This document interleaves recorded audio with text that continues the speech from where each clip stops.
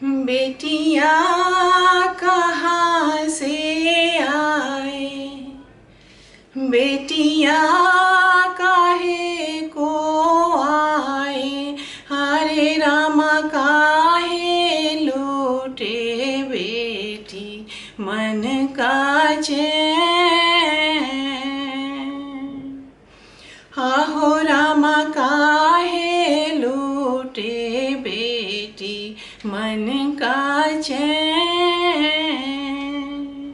आप सभी को प्रणाम और बोले विवाह में आप सबका हार्दिक स्वागत और अभिनंदन। और आज मैं फिर आपके सामने एक नए विषय के साथ आई हूँ आपसे बात करने के लिए। और मैंने इसके पहले आपसे कहा भी है कि अगर आपको लगता है कि मैं आपके मन की किसी बात पर बात कर सकती हूँ, चर्चा कर सकती हूँ, तो आप मुझे ज़रूर कमेंट बॉक्स में लिखें, क्योंकि अगर मेरी क्षमता में हुआ, कैपेसिटी में हुआ, तो मैं उस पर ज़रूर आपके मार्फत लोगों से मुखातिब होना चाहूँगी। क्योंकि वो आपकी ही बात नहीं है, वो इस पूरी दुनिया की बात है जिससे सारे लोग, हमारा समाज जुड़ा हुआ है। और इसी एक बात पर मुझे कई बच्चियों के फ़ोन आए, कई बच्चियों के मैसेज आए कि आप इस विषय पर ज़रूर बात कीजिए। और वो विषय है बेटी की शादी।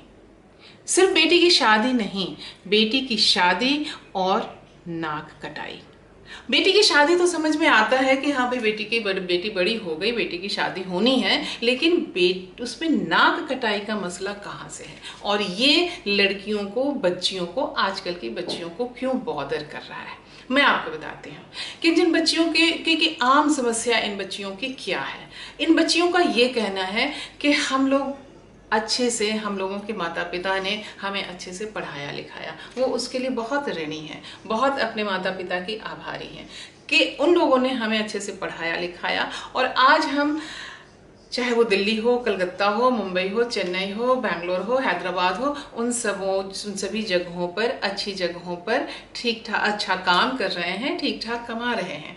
और अब हम चाहते हैं कि कुछ दिनों तक अपने जीवन को अपने हिसाब से जिएं, अपने आप को समझने की कोशिश करें, अपने आप को एक्सप्लोर करें कि हम क्या चाहते हैं। क्योंकि बचपन से तो हम बस नंबर गेम पर, परसेंटेज गेम पर, ये करो, फिर 10वीं क्लास है, फिर 12वीं क्लास है, फिर इंजीनियरिंग है, फिर MBA है, फिर ये है, फिर वो है, तमाम चीज़ों में हम उलझे रहे। हमें यही कहा जाता रहा कि पहले ये कर लो, फिर वो करना, ये कर लो, फिर अपने ऊपर सोचना, ये कर लो, फिर अपने ऊपर सोचना।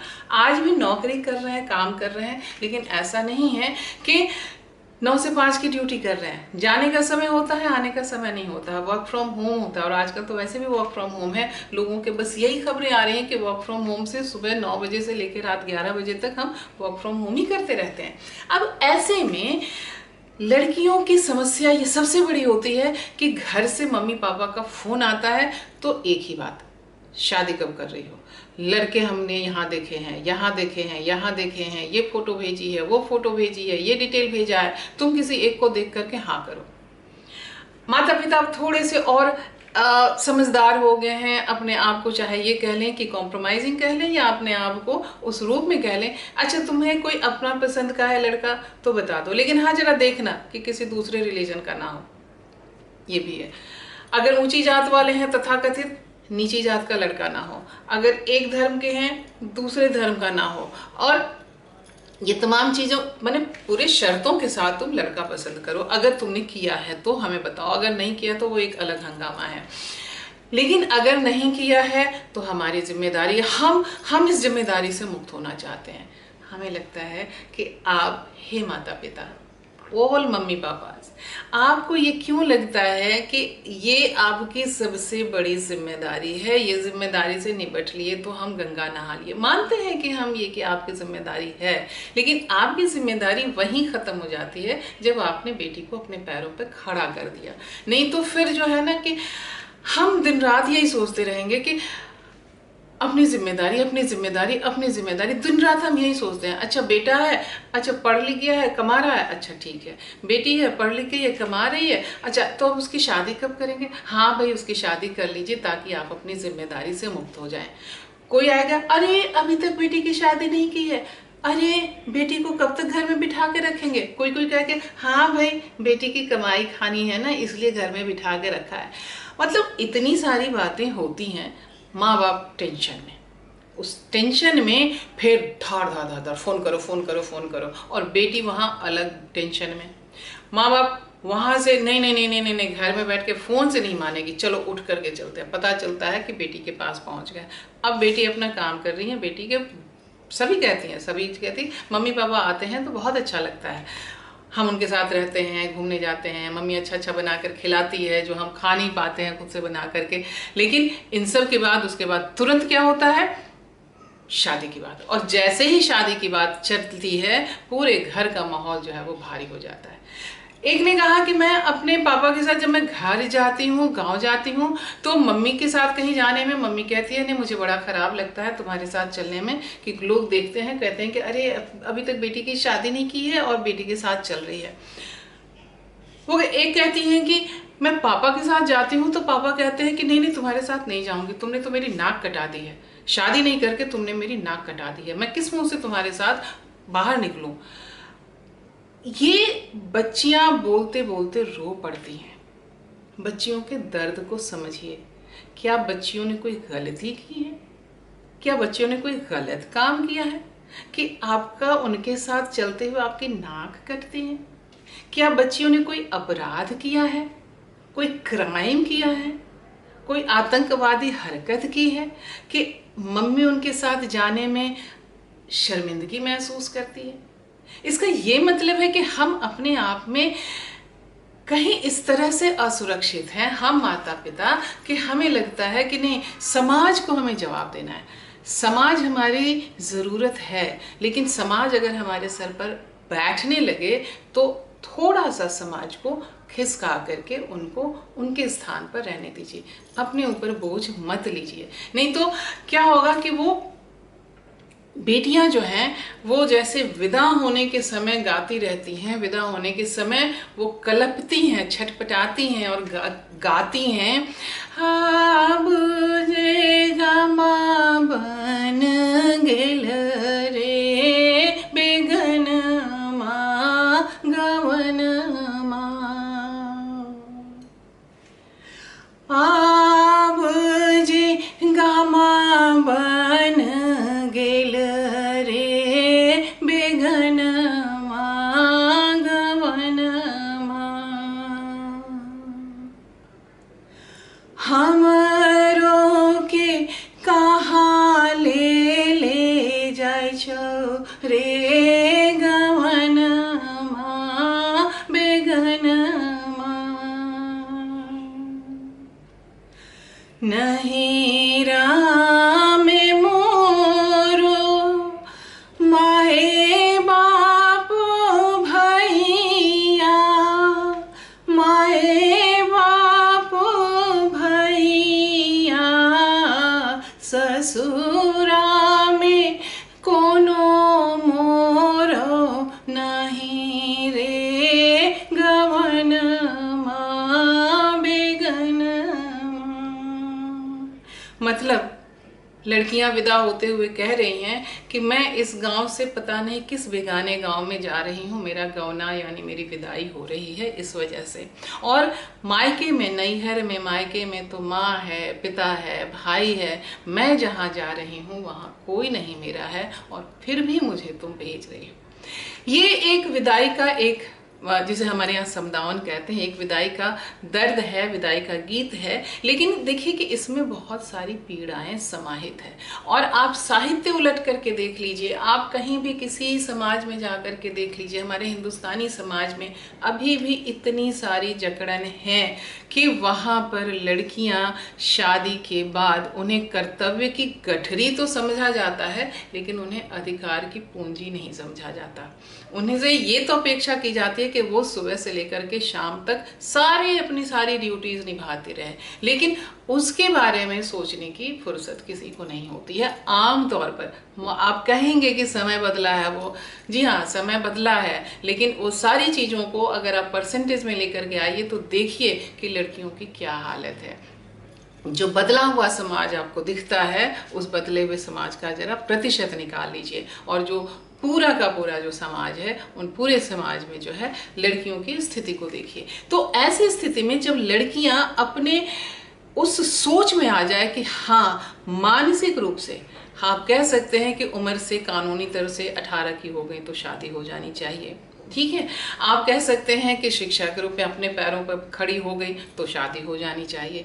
आप ये कह सकते हैं कि पढ़ लिख गई तो शादी हो जानी चाहिए। लेकिन शादी सिर्फ शादी एक पूरे मानसिक सेटअप की ज़रूरत है, और उस मानसिक सेटअप में उस मेंटली अगर लड़कियां तैयार नहीं हैं तो प्लीज़ वेट कीजिए, थोड़ा सा उनको समय दीजिए। अगर वो लड़कियां चाहती हैं कि कुछ समय जो है वो अपने साथ गुजारें, अपने तरह से जिए, तो उन्हें जीने का मौका दीजिए। ये उनका अधिकार है, उनके अधिकार को मत छीनिए, उनका मौलिक अधिकार है। और इस मौलिक अधिकार को मानने में, और देखिए आप ही हैं जो आप उनसे कह सकते हैं, समाज को आप जवाब दे सकते हैं। जब समाज के आगे लोग कहने वाले कि लोग क्या कहेंगे, इस टैग से मुक्त होइए। जब आप इस टैग से मुक्त होंगे तब आप अपनी बेटियों को अच्छे से देख सकेंगे, समझ सकेंगे, और वो उन टैग में आपके लिए कुछ नहीं रखा हुआ है सिवाय नुक्ताचीनी के। लेकिन उस टैग का जवाब जैसे ही आप देंगे वो नुक्ताचीनी सब निकल जाएगी। आप जैसे ही कहेंगे ये मेरी बेटी है, उसकी शादी का, उसकी जिंदगी का सोचना और उसके बारे में विचार करना ये मेरी जिम्मेदारी है। और या फिर बच्चियां बड़ी हो गई हैं, बेटी मेरी बड़ी हो गई है, वो शादी करे ना करे ये उसकी अपनी जिंदगी है। या कि जब वो कहेगी हम उसकी शादी कर देंगे, उसमें ऐसी क्या बात है। अपना जब जिस दिन समय आएगा शादी हो जाएगी। आपके पास ढेरों जवाब हैं। उनके सामने नजरें झुकाने के लिए नहीं, आप उनके सामने माता पिता, आप मम्मी पापा हैं, उनके सामने नजरें झुकाने के लिए नहीं है, क्योंकि आपने भी कोई अपराध नहीं किया है। आपने अपने संतान को, आपने अपनी बेटियों को अच्छे से पढ़ाया लिखा है, एक भला नागरिक, एक सभ्य नागरिक बनाया है। तो उस सभ्य नागरिक को बनाने में आपका जो योगदान है, उस योगदान को महसूस कीजिए, उस पर गौरवान्वित होइए, और उस गौरवान्वित होने के आनंद को उठाइए। नहीं तो फिर ये होगा कि हम कहाँ जा रहे हैं, हम कहाँ जा रहे हैं, और सर जो है वो सर हमें लगता रहेगा कि हमारा सर झुकता जा रहा है। और लोग तो होते हैं जो दबे हुए को और दबाते हैं, तो दुनिया का दस्तूर है। आप माता पिता हैं, एक्सपीरियंस्ड हैं, आपको ज़्यादा पता है। और तब जो कहा जाता है, और जो मैंने आपको बहुत पहली लाइन जो आपको सुनाई, उसी लाइन से मैं इस बात को ख़त्म करती हूँ कि जहाँ आप कहते हैं कि बेटी जो है, काहे बेटी लूटे मन का चैन रे, मेरे मन का चैन क्यों लूट रही है, वहीं पे बेटी का जवाब है। मैं आपको उसका जवाब भी देती हूँ। बेटियाँ पूरब से आए, हियरा जुड़ाने आए, हरे रामा बेटी त्याही लूटे मन का चैन। आहो रामा बेटी नाही लूटे मन का चैन। बेटियां नहीं है चंदा, बेटियां नहीं है तारा, बेटियां नहीं है सूरज, बेटियां नदी की न धारा। मतलब तोता मैना ये सब कहना बेटियों को बंद कीजिए, क्योंकि बेटी क्या है, कल्पना चावला सी बिटिया, सुनीता विलियम सी बिटिया, हरे रामा बेटी देवे सबको शान का बैन।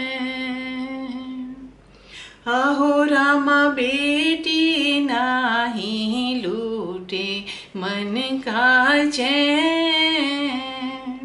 तो बेटियों के चैन को भी मत लूटिए, और अपना भी चैन जो है इन सो कॉल लोग क्या कहेंगे उसके टैग में अपने भी मन का चैन मत गवाइए। बेटियों को उनके पंख दीजिए, वो आपने दिए हैं, उनके पंख को वो अपना फैलाएं, उड़ें और उनको अपना आकाश खुद तलाशने दीजिए। शादी जिस दिन उन्हें करना होगा कर लेंगी, नहीं करना होगा नहीं करेंगी। शादी ही जिंदगी का सबसे बड़ा प्राप्तव्य नहीं है, इसलिए शादी कि नहीं हुई तो आपकी नाक नहीं कटेगी। इस मन के इस विश्वास को पुख्ता कीजिए और अपनी बेटियों को सपोर्ट कीजिए, वैसे ही जैसे जिंदगी में शुरुआत से उसके जन्म से लेकर के उसकी पढ़ाई लिखाई सब चीज़ में उसको, उसकी इच्छा सब चीज़ में उसको सपोर्ट किया है, यहाँ पर भी उसको सपोर्ट कीजिए। आज अपनी सभी बेटियों के, देश की सभी बेटियों के जो इस तरह के दबाव के तले जी रही हैं, उनके लिए आज का यह अंक, आज का यह एपिसोड, और मैं अपनी उन बेटियों की बहुत बहुत आभारी हूँ जिन्होंने अपनी मन के इस व्यथा को हम तक पहुँचाने की जहमत मोल ली और मुझे पहुँचाया, और मैं उनके बल पर, आप उनके बिहाफ पर आप सब तक अपनी बात रख पाई हूँ। कल फिर मिलेंगे किसी एक नए विषय के साथ, और तब तक आप सब को प्रणाम, नमस्कार, शब्बा खैर, और इस लॉकडाउन के समय में अपना ख्याल रखिए, क्योंकि आप हैं तो हम हैं, और आप सुरक्षित हैं तो आपकी बेटियां भी सुरक्षित हैं।